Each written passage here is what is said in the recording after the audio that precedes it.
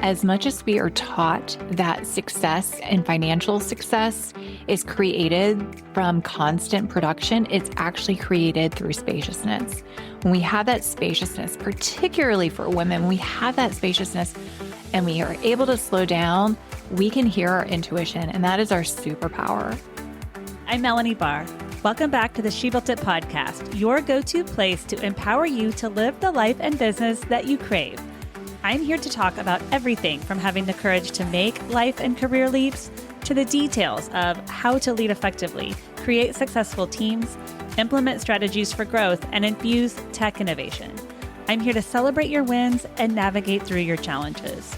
I live in the city now, but I grew up in a town of 1,000 people. I've navigated major life leaps, a senior-level corporate career, worked in professional sports, and now as a successful entrepreneur who loves business, technology, family, and making meaningful connections with you and the She Built It community. I also love a good workout and dose of self-care. Magic happens when we focus on the part of ourselves and our business that brings us joy. So turn up the audio, open your favorite notes app, grab your favorite drink, and here we go. Welcome to the She Built It podcast. Thank you for joining us, Jennifer. What moment made you launch your business and rethink how success should feel? I remember sitting on a cliffside in Seattle overlooking Puget Sound, and it was on my birthday. And as I was looking out, I was starting to feel really burned out in my career, and I was a philanthropy executive at the time. So really successful on the outside, but I remember thinking, I can't keep going at this pace.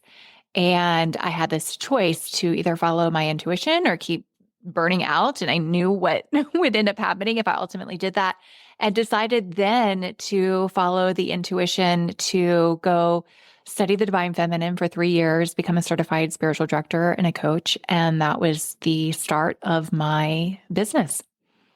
And what did burnout teach you about real fulfillment? It taught me that as much as we are taught that success and financial success is created from constant production, it's actually created through spaciousness. When we have that spaciousness, particularly for women, when we have that spaciousness and we are able to slow down, we can hear our intuition, and that is our superpower. And so then I was guided to my simplest and my easiest and most abundant next step, which got me to where I ultimately wanted to be in a softer way, but I still was able to achieve the abundance. So it didn't come at the sacrifice of prosperity. And I'm a twin mom, so I can certainly relate to being caught up in the speed of things and not taking the time for ourselves or myself like I should have during certain phases of life, and how important that is. And now I'm even thinking about trying to be bored more often because we're on our phones. I'm growing multiple businesses. It can be a lot. So sometimes I think, how can I be bored for a little bit? Because that's really when, like you said, that intuition, you're sitting on the cliff, you're thinking, that's really when the things we want really come into our minds, and how to fix problems and how to move forward in life. Yes, boredom is my new favorite word. I think we need to be actually booking time on our calendars for more boredom. And that may sound counterintuitive, but we need to give our brains a break. And there's actually mind deficit disorder from constantly looking at screens, constantly being on. And when we give ourselves that pause and we focus on nature or gardening or our family or something creative, it actually resets our brains and our nervous systems to be more productive. And I don't mean productive in the sense, again, of going back to the hustle, but it gives us an ability to get things done in a fraction of the time so that we can then continue to focus on the things that we love and continue to have spaciousness. And then that compounded gives us even more spaciousness to follow what we love. And as a result, we become even more magnetic because we're in the vibration and the frequency of spaciousness and abundance. And the ripple effect just keeps expanding and expanding. And so it's this beautiful effect that boredom has on our minds and our bodies. And yeah, I just absolutely love that word. I've been thinking about that more often just in the last couple of weeks. And I've fallen in love with 5-minute meditations because for a long time, I'm like, oh, if I meditate, I'm going to be doing it wrong. because people have these set ways to meditate. And then I thought meditation is just whatever puts you in that state, in the right state. So if I do 5-minute meditations in the morning, and then also making sure to take that time, because I'm pretty good now about self-care and the importance and taking the time for myself. But there are days where I think I've sat in my office all day. I've not taken that moment for myself, and I'm going to have to figure out how to do that before the end of the day. Absolutely. I think that's so common. And I experienced the same thing when I went into my business. I actually carried my hustle habits into my career. So, like right out the gate, I had 6-figure months and everything looked really successful. And I was doing really well on the exterior. And then I found myself, I was doing those 10, 12-hour work days. I was turning friends down for invitations to dinner. And I was like, wait a minute, I'm doing it again. How am I doing this? I was looking for a feminine framework that would hold me consistently through my days and my weeks and my months so that I could balance both the production and the rest. And I couldn't find anything. And I was actually at an equine spiritual retreat, and I was standing in meditation inside this horse corral. And a horse came up to me while I was deep in meditation, and he put his nose against my nose. And I sensed him say, "You are me, I am you." And all of a sudden I realized, I was like, wait, I am nature. I am a reflection of nature. And if I am, why am I not building my business and my life aligned with nature, aligned with the seasons of nature? And that's when my whole earth flow methodology was downloaded, which is now the framework to hold us in so that we don't keep popping in and out like what you just said and what I had experienced too. But it's a framework that holds us throughout our days and our weeks so that it's not just about taking a sacred pause. While we still do that, we have something to come back to and hold us throughout the day so that we carry that alignment throughout our lives and create abundance consistently and sustainably. That had to be pretty amazing to have a giant animal do that. I just have to ask you, what a sign, because horses are intuitive, right? Yes. And so for an animal like that to do that is definitely a sign. It's so interesting. So I had arrived at the retreat from a conference, and so my energy was really scattered. And I'm an animal lover. My background, so I had worked with Jane Goodall. My background was working and building some of the largest animal welfare organizations in the world. I loved animals, and I was usually a magnet for them. But I arrived at this retreat, and they didn't want to have anything to do with me.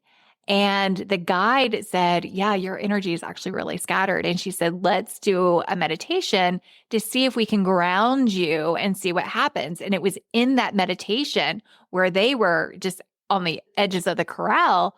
All of a sudden, as I felt myself ground, I felt his nose against my nose. And I'm like, oh my gosh, it's amazing how magnetic we can be with simple shifts in our energy by grounding in nature. It was such a powerful illustration of what's possible for us energetically when we ground. How did studying the divine feminine change the way you lead? It taught me that feminine energy isn't just about being soft. In fact, I almost stopped using the term feminine energy because I felt like it was a misrepresentation of what I was trying to tap into in my essence. And I exchanged it with feminine power because it taught me that I can be both soft and powerful, that I can be active and rest and still be successful. It taught me how to balance both sides of myself. I had been this executive and a very successful one for 20 years, and I didn't want to deny the part of myself that was very strategic and driven and ambitious, but I also really craved this spiritual side of myself. And so it felt like my life was an either or. And studying the divine feminine allowed me to merge the two and honor both energies. It allowed me to honor and balance the masculine energy within me and then the feminine energy within me. And I felt like when the two merged, that was when I was grounded and rooted in feminine power. And it just gave me so much more permission to show up fully as me. It's so interesting because so often we find ourselves in situations and we'll shut parts of ourselves down depending on the situation we're in. Absolutely. I definitely felt that. And it still is a challenge. That's just the way our society is built is we're taught that we can only thrive if we act a certain way. And so there's a lifelong unlearning and relearning how to be ourselves. Even with the framework that I teach is this seasonal framework. Each season, each year, I feel like I'm peeling back another layer of myself, peeling away a little bit more inauthenticity of the things that I learned to do to survive in a more patriarchal world and revealing more of who I am. But it's a constant shedding every season and every year. Tell us about the Wheel of the Year and why does it work so well? Yes. So for those listening who aren't familiar with it, I refer to it as the Celtic Wheel of the Year because Celtic tradition is from my lineage. But there are a lot of indigenous traditions that teach something pretty similar. So when you think about a circle, you divide it into 8 pie slices, and each pie slice represents a seasonal energy. And this was the ancient calendar that women and men lived by and they thrived by. They used it to know when to plant, when to harvest, when to celebrate their abundance, and it worked really well. And then when we became more patriarchal, we moved into a Gregorian calendar, which is very linear, very production focused, where we're producing all the time. And we started to force things out of season. If you were an entrepreneur, you might be forcing launches or selling things in the winter when really your body wants to rest and hibernate. And so by following this framework, it brings us back into alignment so that we're working with our natural energy instead of against it.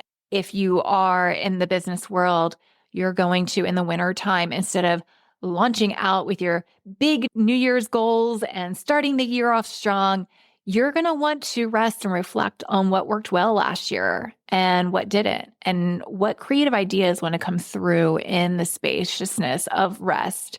And then waiting until early spring to begin to implement them, using that energy of rebirth to create and to implement that and to grow your community and to get out in front of more people.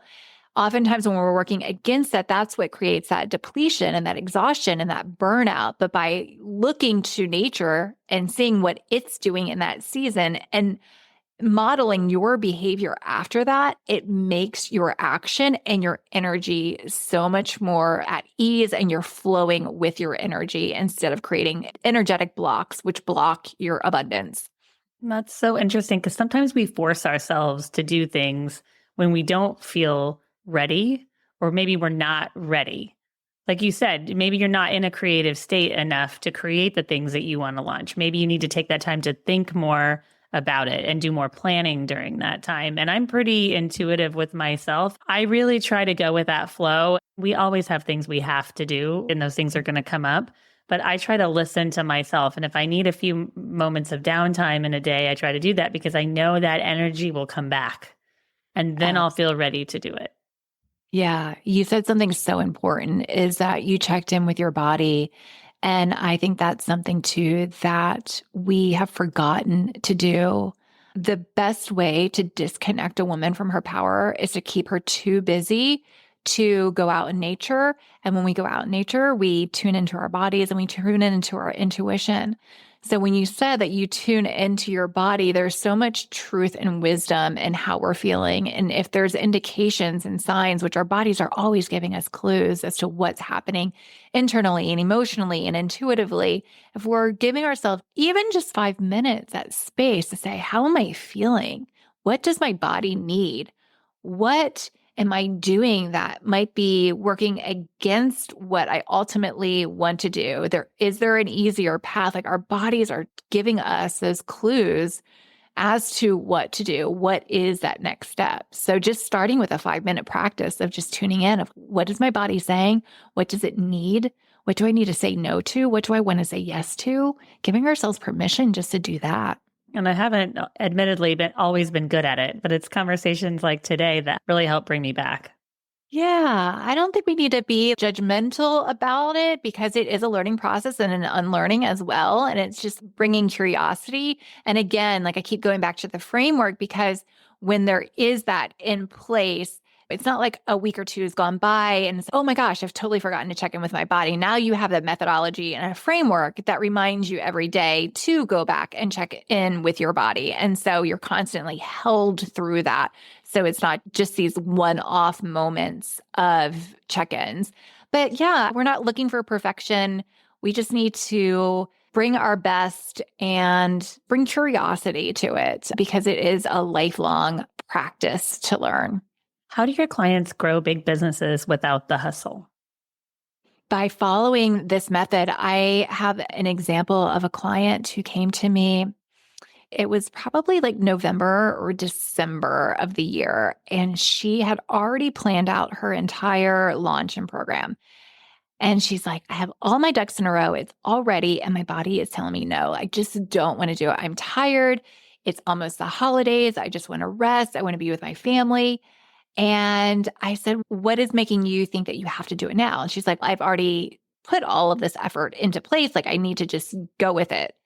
And I said, what if it's just a pause? It's not that we're like scratching everything that you did. What if we listened and honored your body and just gave it a little bit of space for the next month, honoring what your body really needs?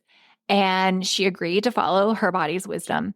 And in the first week of just pausing, she had somebody that wasn't even on her radar reach out to her and hire her for private mentorship, which exceeded her goal for the launch that she wanted to do. And so she had this like beautiful magnetic quality about her in her rest season. And then flash forward to the time in the spring when we decided to launch this offer, it sold out before she even went public with it. And again, she was honoring her spring energy. And so just again, these subtle, tiny shifts can have really dramatic effects. That's so true. There was a time when I really wanted something to happen. And I remember being at home and I thought, I'm just going to go for a walk. And while I was on the walk, I got an email that it had happened.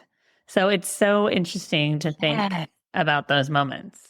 Yes. When we step outside barefoot, within a millisecond of our toes touching the grass, our body already resets itself.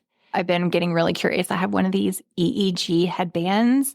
So there's two ways to measure your brain waves. There's one inside your brain, and then there's headbands that can measure your brain waves coming out of your head. And there are ones that you can have at home. And so I've been playing around with different nature practices so that my clients can immediately tap into their theta state, which is where their subconscious and their most like abundant frequency is accessed.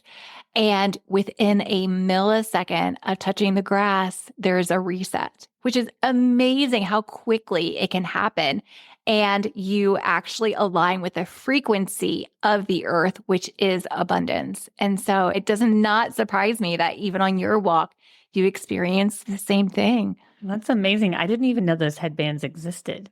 Yeah, they're really So amazing. They're like interesting. $200 and it's been a toy for me. I'm just like playing with all sorts of things, but it's also allowed me to create really potent meditations and nature practices and really see the evidence of them working. And there are some types of music that work better than others. There are some type of aspects of nature. Sometimes when we do sun nature practices, that helps us to tap into the frequency of confidence. When we sit by water, that helps us tap into the frequency of intuition and access our intuition. So each thing does something different. So I've been able to cultivate some really beautiful practices and meditations for my clients through this.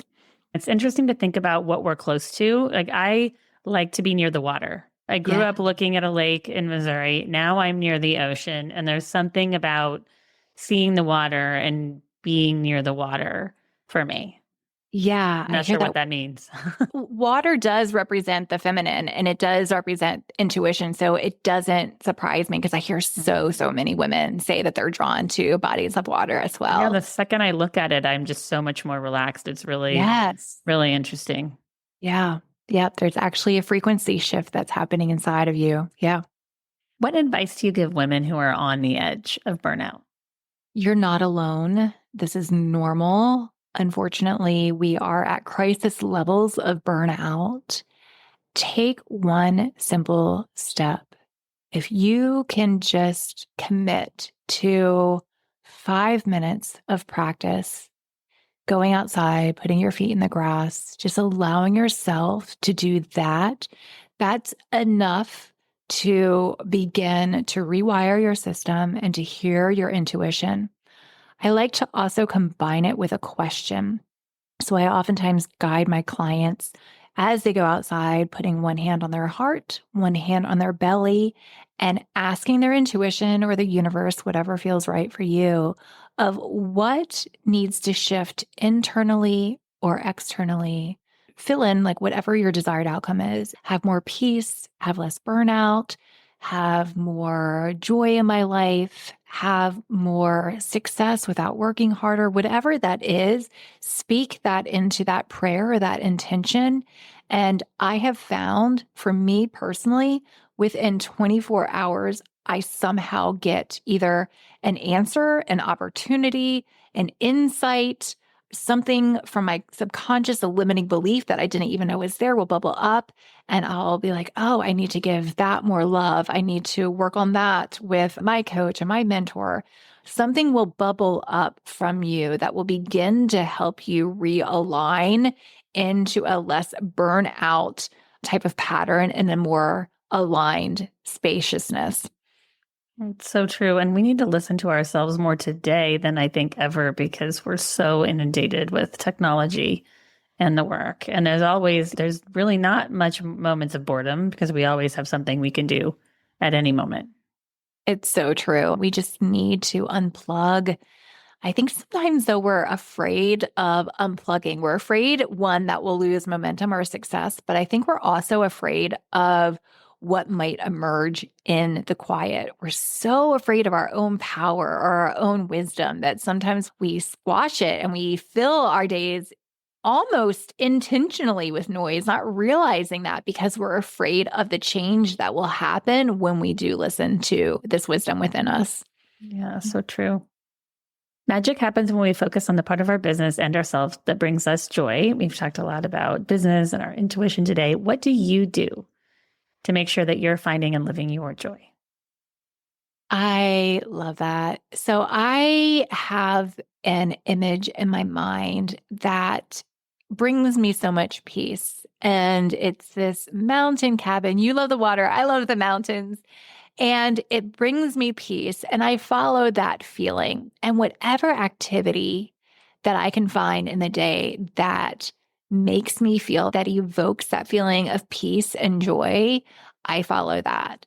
So often we follow goals thinking that will bring us to whatever outcome that we really want. And ultimately, we want that outcome to bring us a feeling, whether that is freedom or joy or peace.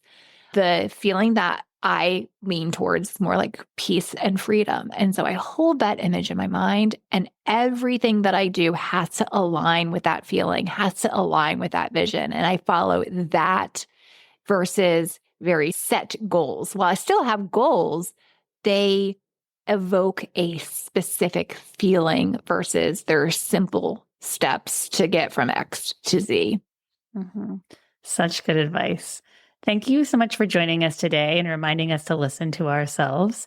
It's such good advice to think about feelings. How am I feeling throughout the day? Because you're right, we can check off goals, but how we feel is so important, is just as important as checking off those boxes. Yeah, I just say even more because your feelings are going to lead you to exactly where you need to be. Please share with us how and where we can find you.